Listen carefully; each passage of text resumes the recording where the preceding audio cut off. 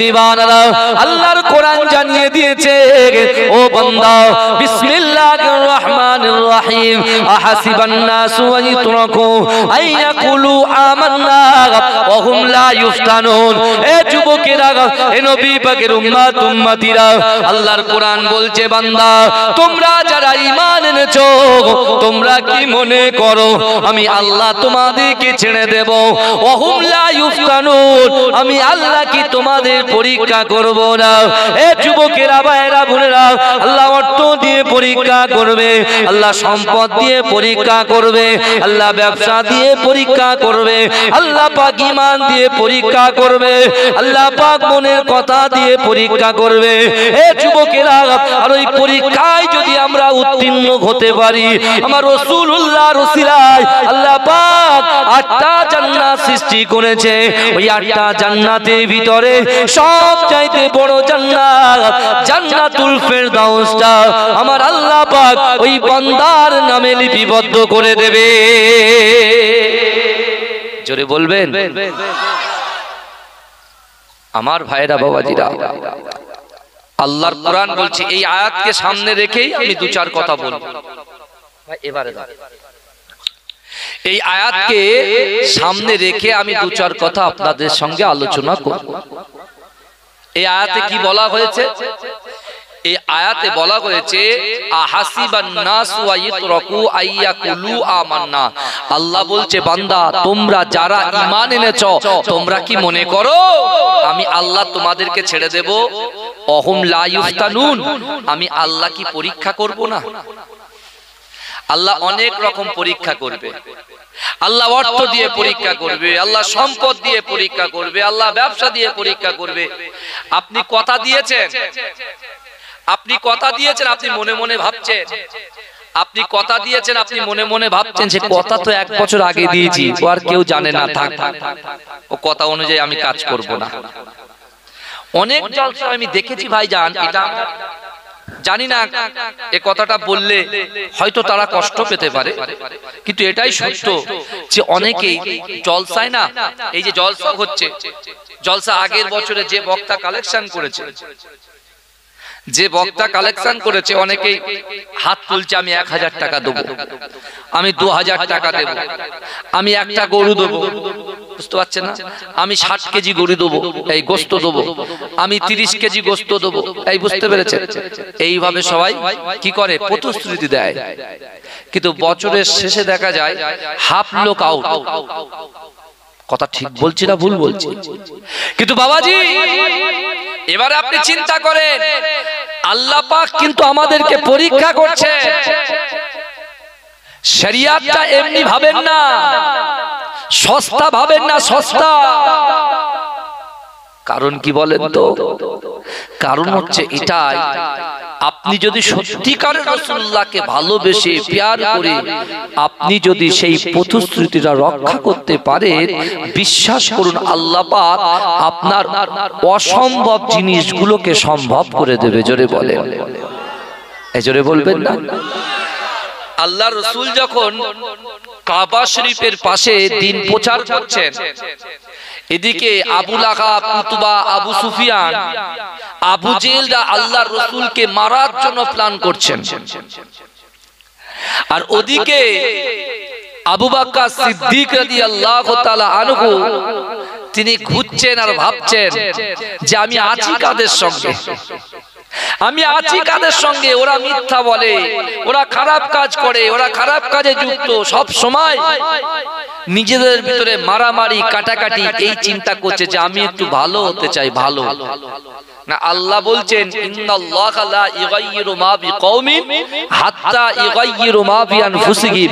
আল্লাহ বলছে বান্দা যে জাত যে কওম নিজে পরিবর্তন হবার চেষ্টা করে না, আমি আল্লাহ ওই জাতি ওই কওমকে কখনোর জন্য পরিবর্তন ঘটাই না।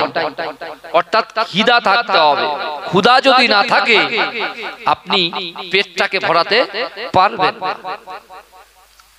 আল্লাহর রাসূল সাল্লাল্লাহু আলাইহি ওয়াসাল্লাম যখন কোরআন শুরু করলেন, আমার রাসূল যখন তেলাওয়াত শুরু করলেন, আবু জেহেল সন্ধান পেয়ে গেল যে না, শান্তি কিন্তু আবু জেহেলের কাছে নয়, শান্তি হচ্ছে আব্দুল্লাহর বেটা মুহাম্মদ মুস্তাফা সাল্লাল্লাহু আলাইহি ওয়াসাল্লামের কাছে। জোরে বলুন না সুবহানাল্লাহ।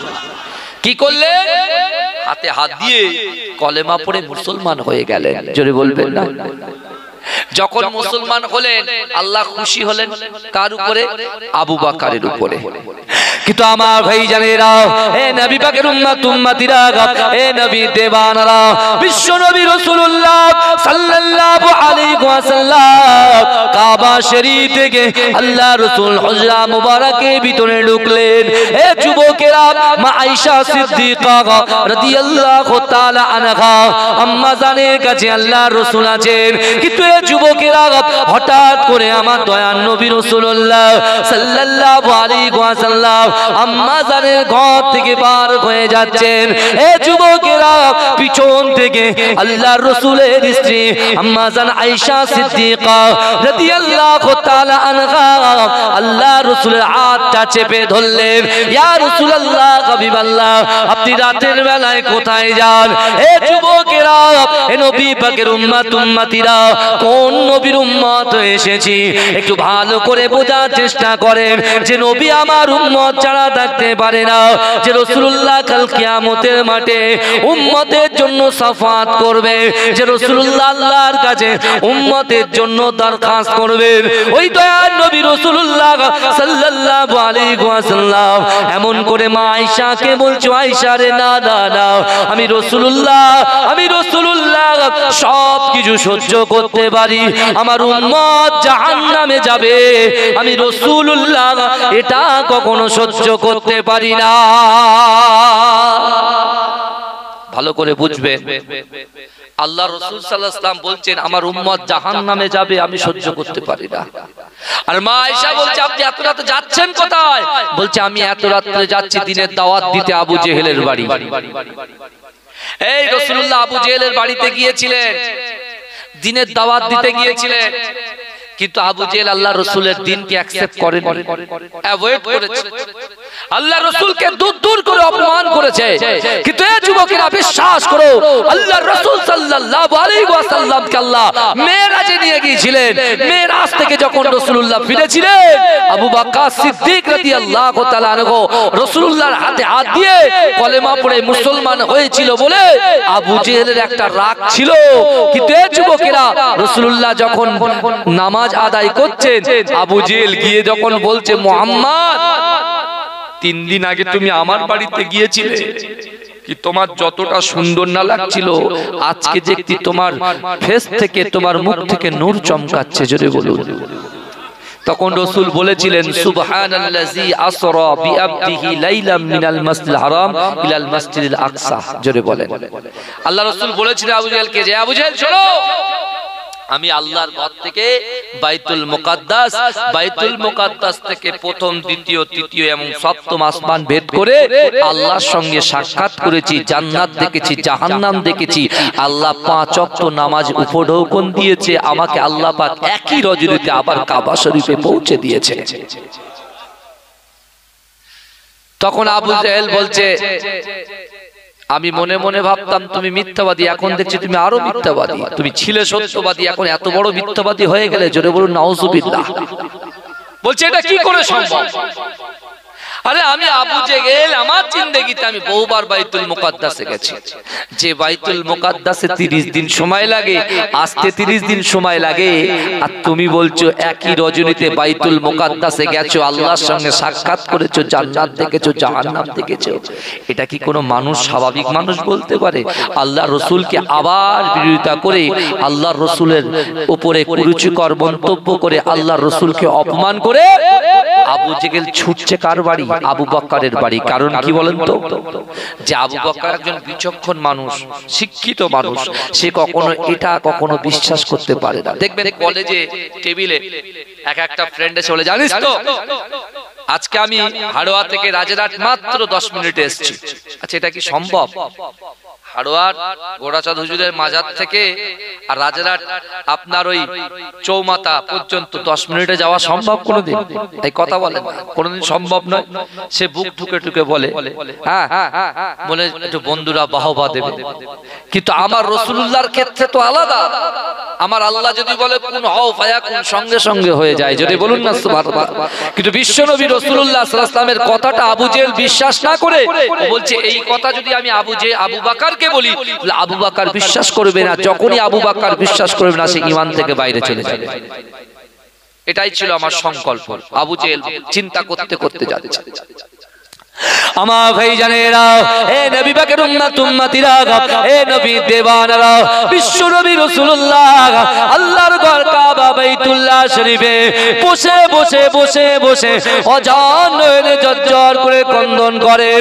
এ যুবকেরা, এদিকে আবু জেহেল ছুটে ছুটে আবু বকরের বাড়ির সামনে গিয়ে সালাম দেয়। এ যুবকেরা, আবু বকরের বাইরে গিয়ে ডাক দেয়। আবু বকরের বাড়ির বাইরে এসে ডাক দেয়, এ আবু বকর, এ আবু বকর ঘর থেকে বার হয়ে এসো। এ আবু বকর, তুমি ঘর থেকে বার হয়ে এসো। আবু বকর মনে মনে চিন্তা করে, না না না, এ তো কাফেরের গলা, এ তো আবু জেহেলের গলা। না না, কাফেরটা আমার বাড়িতে সকাল সকাল কি করতে এসেছে?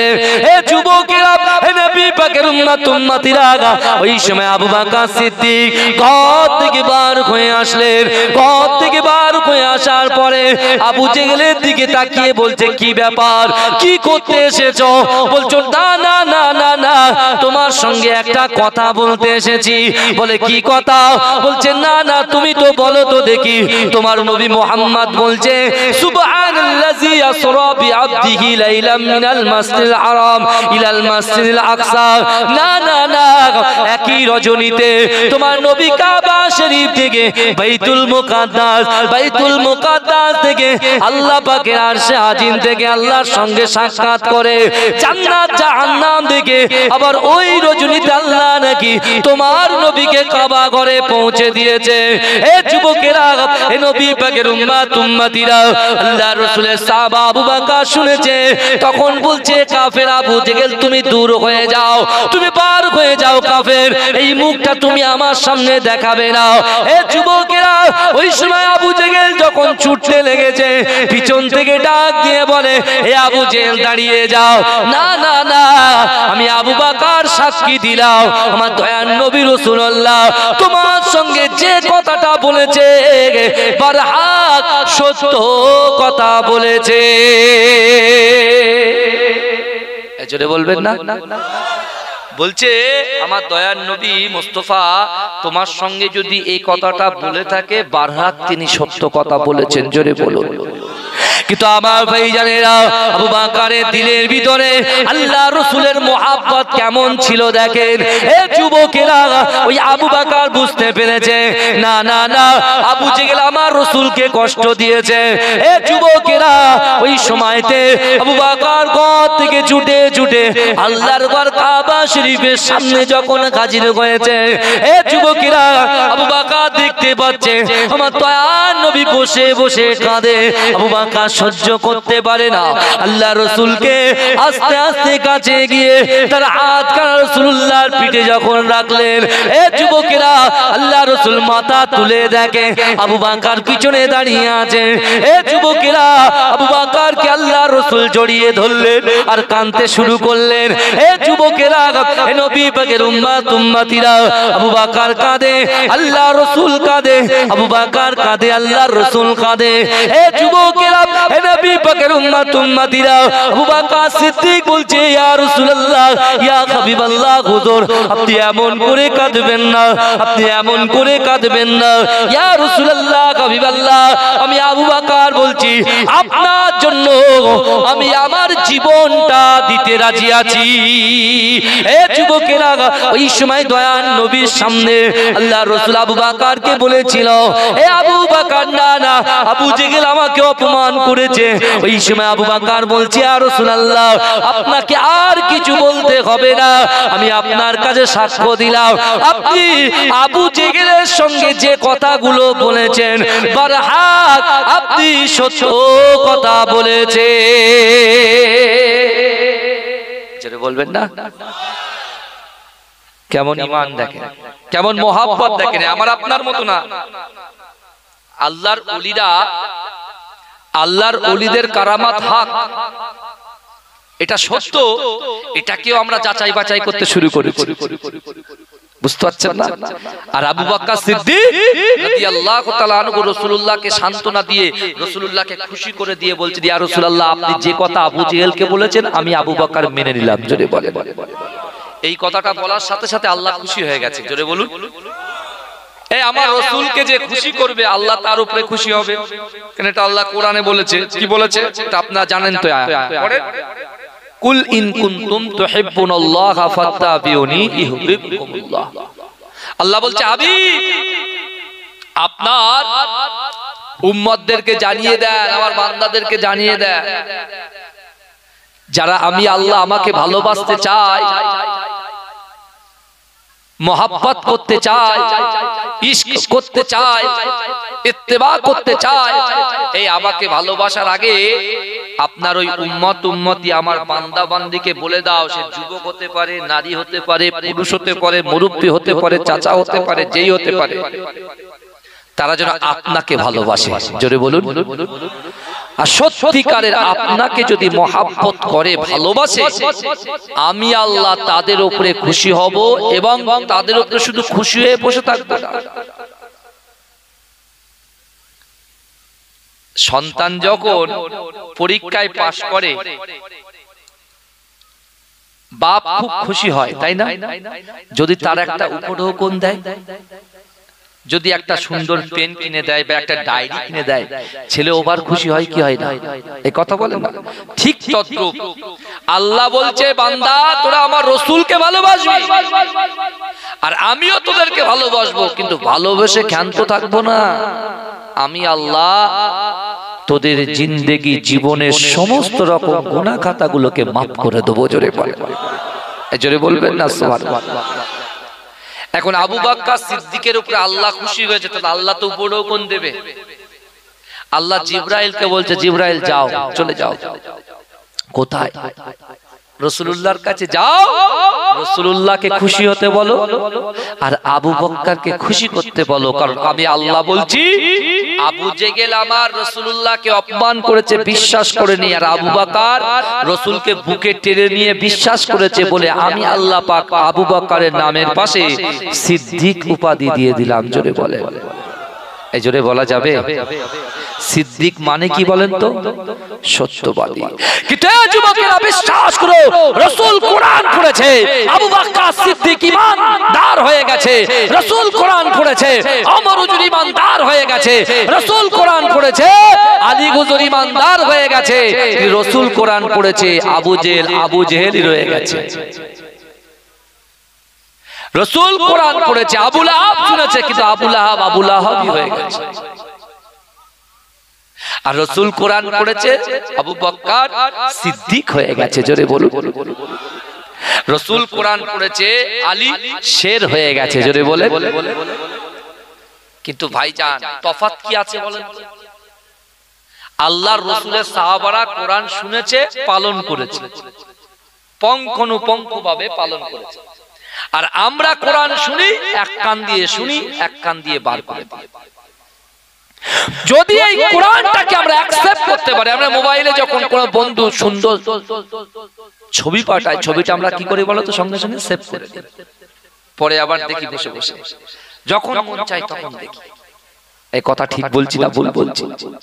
বিশ্বাস করে যুবক, তোমার কলিজার ভিতরে যদি এই কোরআনটাকে সেভ করতে পারে, প্রত্যেক কোরআনের আয়াতগুলো মানেগুলো যদি সেভ করে নিজের জিন্দেগিতে চালিয়ে নিতে পারতে, আজকে তুমি কাজের জন্য সন্ধান করে মানুষের পিছনে ছুটে বন্ধুকে ফোন করে বলছিস, বন্ধু একটা কাজের ব্যবস্থা করে দে না। তুমি ঠিকাদারের কাছে যাচ্ছ, এক সপ্তাহ দু সপ্তাহ ধরে নিজের এই প্রখর রৌদ্রের ভিতরে তুমি সারা দিন পরিশ্রম করে কাজ করছো, কিন্তু ঠিকাদার তোমার টাকাটা ঠিক বুঝিয়ে দিচ্ছে না। কারণ আছে।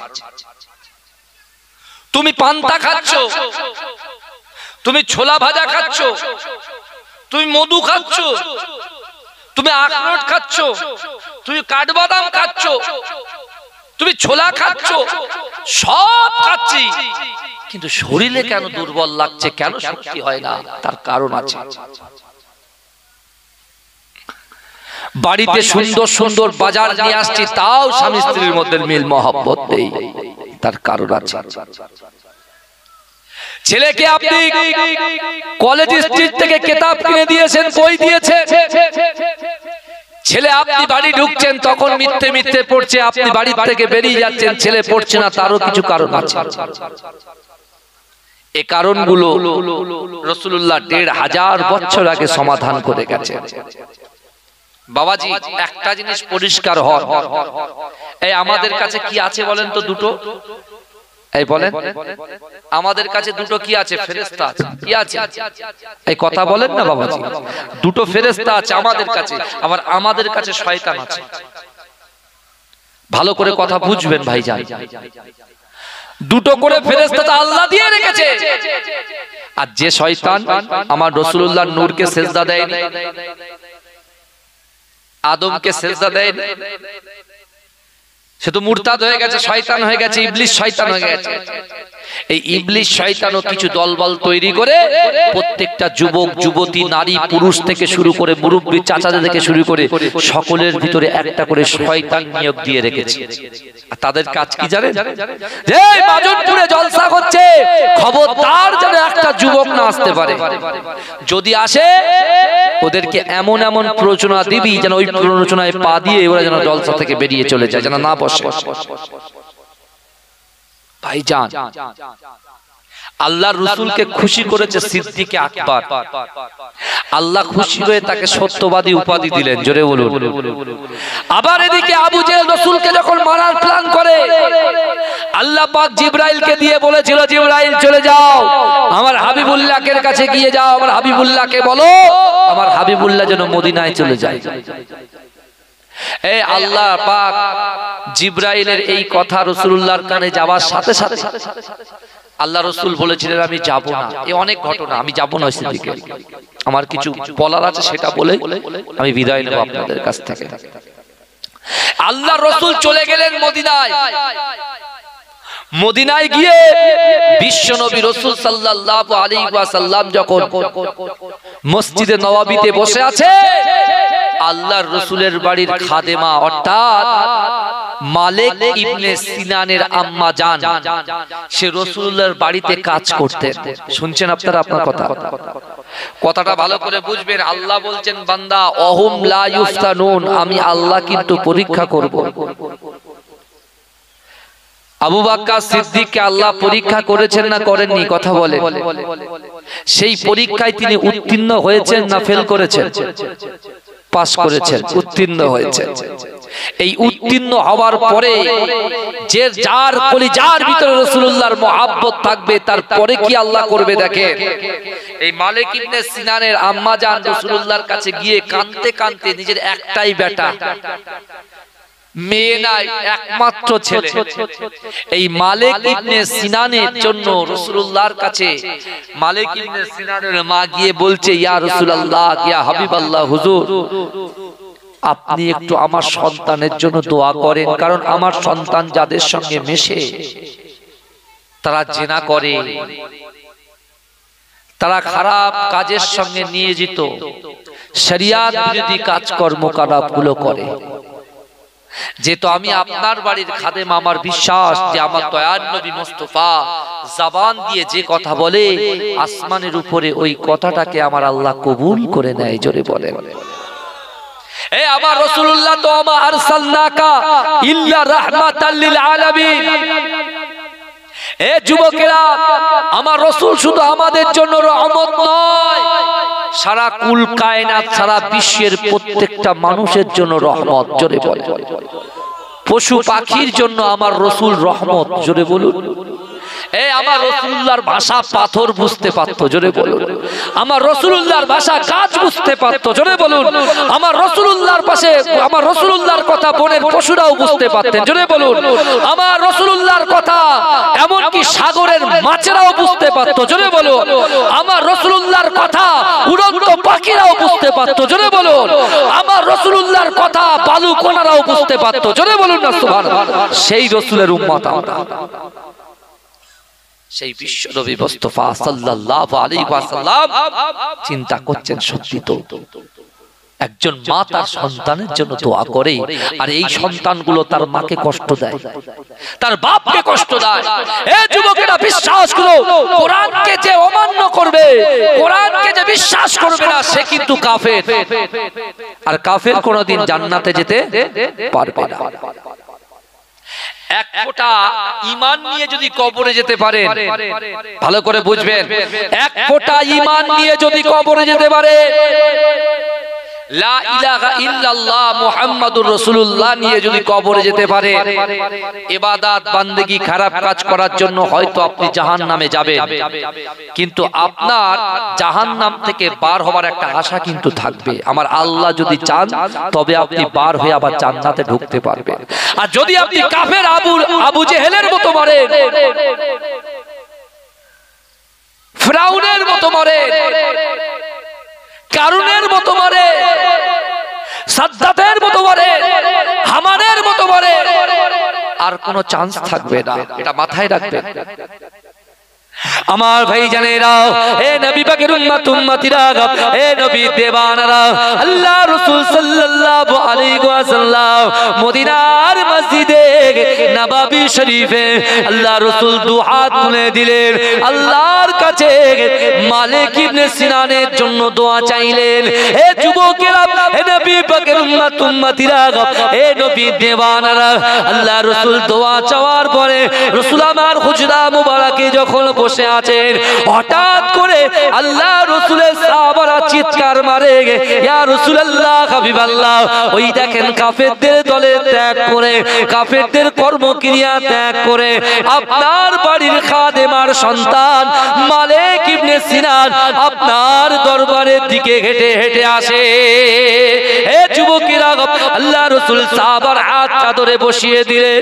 এ আমার সাহাবারা, না না না, তোমার নবী যে জবান দিয়ে যে কথা বলে, আসমানের উপরে আমার আল্লাহ পাক ওই কথাটাকে কবুল করে নেয়। এ যুবকেরা, আল্লাহ রাসূলের সামনে মালিক ইবনে সিনান আল্লাহ রাসূলের কদমের কাছে বসে অঝর নয়নে কাঁদতে কাঁদতে আল্লাহ রাসূলকে বললেন, ইয়া রাসূলুল্লাহ, ইয়া হাবিবাল্লাহ, হুজুর, না না না, আমি মালিক ইবনে সিনানকে আপনার হাতে হাত দিয়ে কলেমা পড়ে মুসলমান বানিয়ে দেয়। জোরে হবে, জোরে হবে। আর সেই রাসূল বলেছেন যে তিনটে কাজ করবে, তিনটে আমল করবে, সেই যুবক হতে পারে, যুবতী হতে পারে, বয়স্কা নারী হতে পারে, বয়স্ক ব্যক্তি হতে পারে, যেই হোক না কেন, যদি এই তিনটে আমল তাদের ভিতরে থাকে, তাদের অসম্ভব জিনিসকে আল্লাহ সম্ভব করে দেবে। জোরে বলা যাবে, অসম্ভব জিনিসকে সম্ভব করে দেবে। হাজার হাজার প্রমাণ আছে। আল্লাহ রাসূলের কথা মিথ্যা হয় না, জোরে বলবেন না।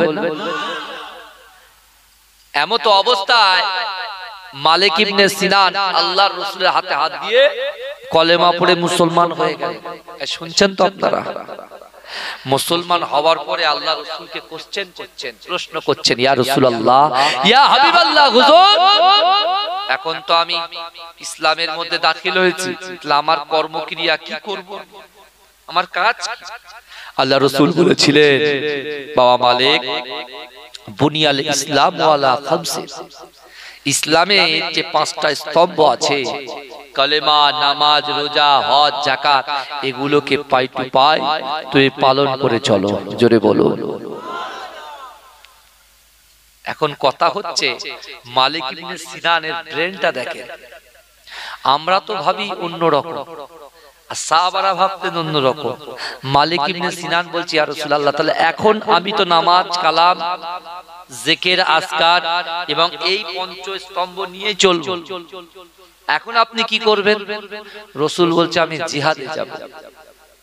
কোথায় যাব? এই বলেন, জিহাদে যাব। ইসলাম প্রচার করতে যাব, ইসলামের ঝান্ডা উত্তোলন করতে যাব। মালিক ইবনে সিনান বলছি, ইয়া রাসূলুল্লাহ আপনি যুদ্ধে যাবেন আর আমি বাড়ি বসে বসে নামাজ পড়বো, তাসবিহ পড়বো, এটা কোনোদিন হয় না, এটা হতে পারে না। কারণ আমি মালিক ইবনে সিনান বলছি, আপনার হাতে হাত দিয়েছি, কালেমা পড়েছি, অর্থাৎ এই মুহূর্তে আমি আমার জীবনের থেকে বেশি আপনাকে ভালোবাসি। জোরে বলে, আমার জাহানের থেকে বেশি আমি আপনাকে ভালোবাসি। জোরে বলে, আমি আমার জাহানের পরোয়া করি না। ইয়া রাসূলুল্লাহ আপনি যুদ্ধে যাবেন, আপনার পিছন পিছন আমি যাব না, আপনার সামনে সামনে যাব। কারণ কাফেররা যখন তীর তুলবে, তীর ছুড়বে, ঢাল হিসাবে আমি আমার ওই তীরগুলো আমার বুকেতে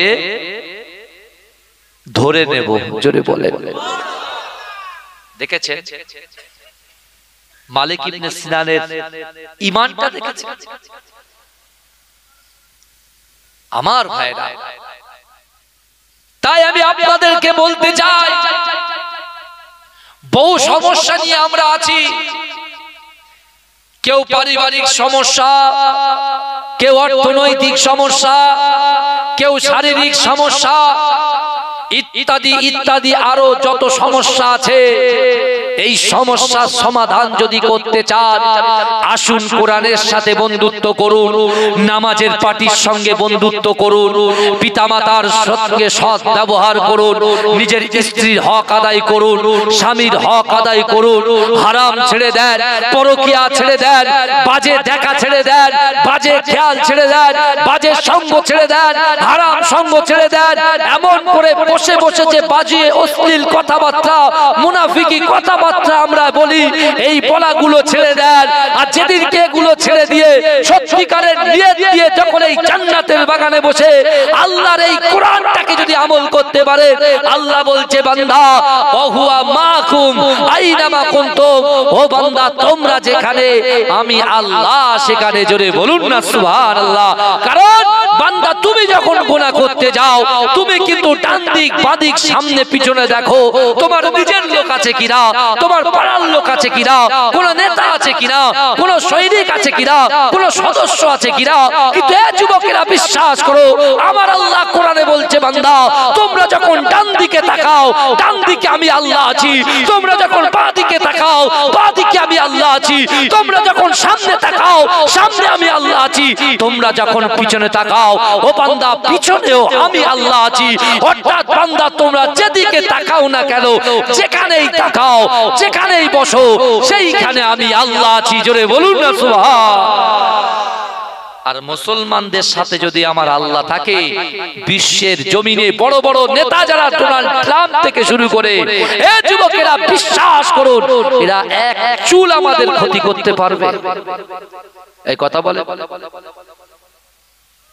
হ্যাঁ, বিশ্ব নবী রাসূল সাল্লাল্লাহু আলাইহি ওয়াসাল্লাম যখন যুদ্ধে বেরিয়েছে, সকল বাড়ির থেকে কারুর বাপ যাচ্ছে তো কারুর ভাই যাচ্ছে, কারুর ভাই যাচ্ছে তো কারুর সন্তান যাচ্ছে। কার সাথে? মুহাম্মদ মুস্তাফার সাথে। জোরে বলুন আমার ভাই জানেরা, হে নবী পাকের উম্মত উম্মতিরা, হে নবী দেওয়ানারা, বিশ্ব নবী রাসূলুল্লাহ আগে আগে চলতে লাগলেন। হে যুবকেরা, মালিক ইবনে সিনানের আম্মা জান মালিক ইবনে সিনানকে বুকে জড়িয়ে ধরে মুখে একটা চুমা দিয়ে সন্তানের জন্য দোয়া করে বলেছিলেন, ও ছেলে আমার, সন্তান মালিক ইবনে সিনান, যাও যাও যাও, মুস্তাফার দিকে খেয়াল রাখবে, মুস্তাফার গোলামতি করবে, আল্লাহ তোমার সাথে থাকবে। হে যুবকেরা, হে নবী পাকের উম্মত উম্মতিরা, আল্লাহ রাসূল যুদ্ধে চলে গেল। মা ও ভাইরা বোনেরা, একটু ভালো করে বোঝার চেষ্টা করুন যে রাসূলুল্লাহ তার ৬৩টা বছর জিন্দেগিতে উম্মতের কথা চিন্তা করেছে, উম্মতের জন্য মার খেয়েছে। রাসূলুল্লাহ সাহাবারা রাসূল উম্মতকে মুহাব্বত করেছে, সাহাবারা রাসূলুল্লাহর দেখে রাসূলুল্লাহর উম্মতকে মুহাব্বত করেছে। তারাও শহীদ হয়ে গিয়েছে। কিন্তু আমি আপনি আপনি আমরা দিনের জন্য কিছুই করতে পারলাম না, সারা জীবন দুনিয়ার মহাব্বতে পড়ে, দুনিয়ার মায়ায় পড়ে এ যুবকেরা আমরা নানা নামাজ দূরে সরিয়ে দিয়েছি, কোরআন তেলাওয়াত দূরে সরিয়ে দিয়েছি। আমার মায়েরা বোনেরা আগে একটু পর্দা করতে, এখন নিউ টাউন অনেক সন্নিকটে, ওই জন্য পর্দা ভুলে গিয়ে এখন বেপর্দায় ঘোরাফেরি করতে শুরু করেছে। এ যুবকেরা, এ নবী পাকের উম্মত উম্মতিরা, আগে কোনো গুনাহ ছিল না, আমাদের সবার সময় গুনাহ ছিল না, ঘুম থেকে ওঠার সময় গুনাহ ছিল না, কিন্তু যুবকেরা এই দুনিয়াটা আপডেট হওয়ার জন্য যে মোবাইল আমাদের কাছে হাজির হয়েছে, ও যুবকেরা ঘুমানোর সময় মোবাইলে জিনা করতে করতে ঘুমায়, ঘুম থেকে উঠে আবার জিনা করতে করতে ঘুম থেকে উঠি। তার মানে কি জানেন এ যুবকেরা, ওই মোবাইলের ভিতরে গালাত গালাত পিকচার, গালাত গালাত ভিডিও অহরহ আজকে আমাদের যুবকরা দেখতে শুরু করেছে। কিন্তু এ যুবকেরা বিশ্বাস করো, আমার দয়ার নবী এ সকল জিনিসগুলো করতে নিষেধ করেছে। আমার দয়ার নবী বারে বারে বলেছে, এ আমার উম্মত উম্মতিরা, তোমরা যখন কোনো সমস্যায় পড়বে তোমরা বেশি বেশি করে আমি রাসূলুল্লাহকে স্মরণ করবে, আল্লাহকে স্মরণ করবে, অর্থাৎ তোরা মুখে বলবে লা ইলাহা ইল্লাল্লাহ মুহাম্মাদুর রাসূলুল্লাহ, লা ইলাহা ইল্লাল্লাহ মুহাম্মাদুর রাসূলুল্লাহ।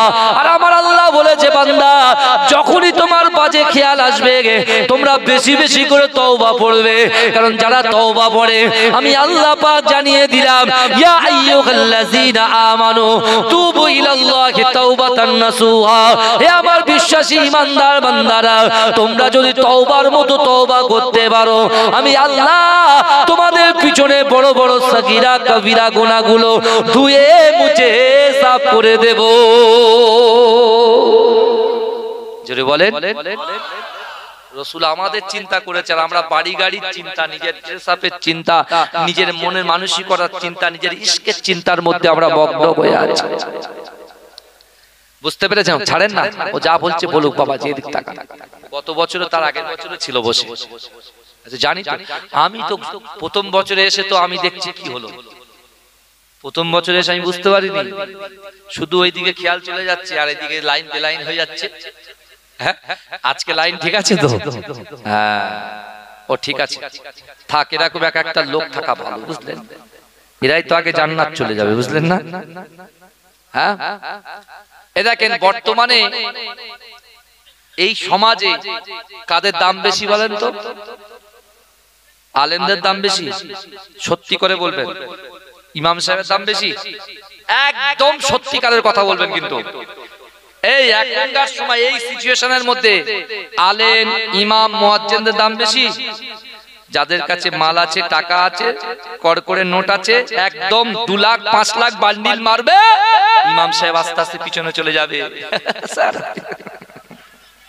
আপনি থাকেন না কেন? সব ঠিক আছে, সব ঠিক আছে দাও। কত লাগবে? একটু 450 টাকার বিরিয়ানিটা শর্ট আছে। ঠিক আছে, আমার 3 মিনিট বলতে দিবি আগে, সবার আগে আমাকে বলতে দিবি, আমি ঠিক কাজ করে দেবো, যা। এই তো চলছে। আল্লাহ বলছে তোরা আয়, কিভাবে পালিশ করতে হবে জানি। এই শুনছেন তো? বিশ্বাস করে যুবক শোনো, আমি উপরের কথা বলছি, নিচের কথা কিন্তু এখনো বলিনি। নিচে মানে কবরের কথা বলিনি, উপরের কথা বলছি। উপরটা যদি ঠিক করতে পারেন নিচে এমনি ভালো হয়ে যাবে। জোরে জোরে বলেন না। উপরের কথা বলছি বাবাজি, বিশ্বাস করুন, কথাগুলো মিলিয়ে নেবে। বর্তমানে সত্যিকারের যারা কাজকর্ম করছে তাদের পিছনে সব আন্ডারগ্রাউন্ডে চলে যা, সব বুঝতে পারছেন না? এখন সব সামনে লোকরা দিচ্ছে, টাকা দিচ্ছে, সব মাফ হয়ে যাবে।